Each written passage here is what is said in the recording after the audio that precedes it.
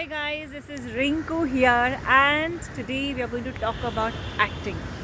बहुत लोग ने रिक्वेस्ट किया है कि आप एक्टर के लिए कोई टिप्स दीजिए and that request is made to my husband mister Tarun Chopra and so he is all here for you. Hello good evening. मैं एक्टिंग के बारे में बात करने को कहा है मुझे रिंकू ने, लेकिन ये बहुत एक कॉम्प्लिकेटेड चीज़ है. ये इतनी आसान टॉपिक नहीं है 3-4 मिनट में किसी को समझाना.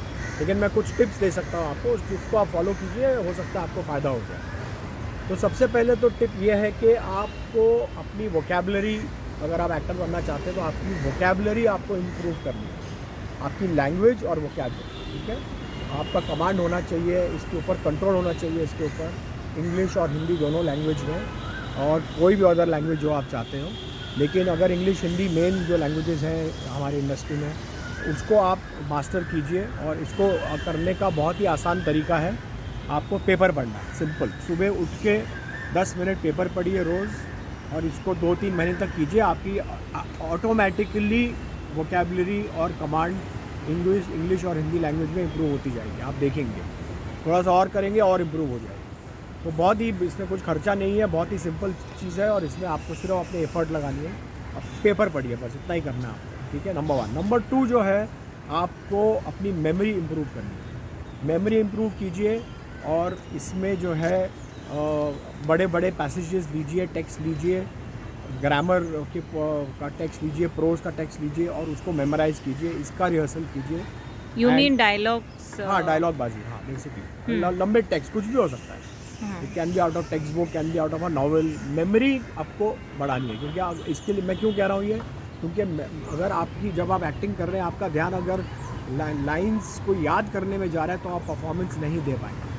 तो आपको वो आपकी चीज़ ऑटोमेटिक होनी चाहिए. उसको आप अपनी इम्प्रूव कीजिए, मेमोरी.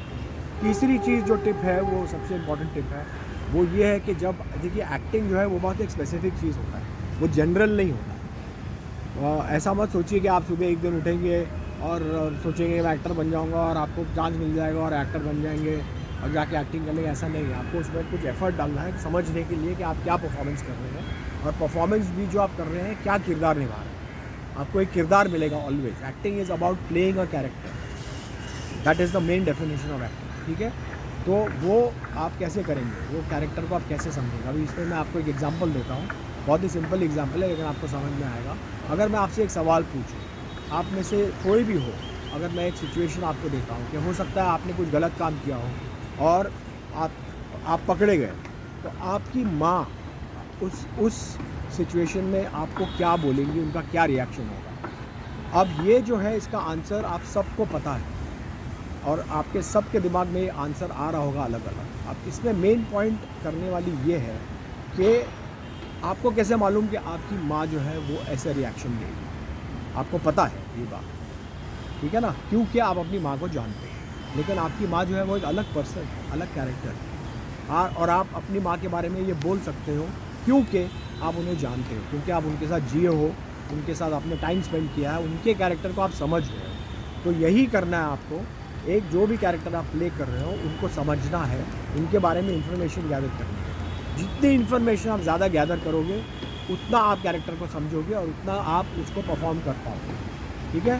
तो हो सकता है कि आप डायरेक्टर से, राइटर से ये इन्फॉर्मेशन निकालें, हो सकता है वो आपको ज़्यादा इन्फॉर्मेशन ना दें, हो सकता है, अगर उनको पता ना हो या जो भी. लेकिन आपको खुद ही होमवर्क करना है, और इस कैरेक्टर को जो भी आप प्ले करो, इसको समझना है. ये 3 चीज़ें कीजिए, it will help you a lot.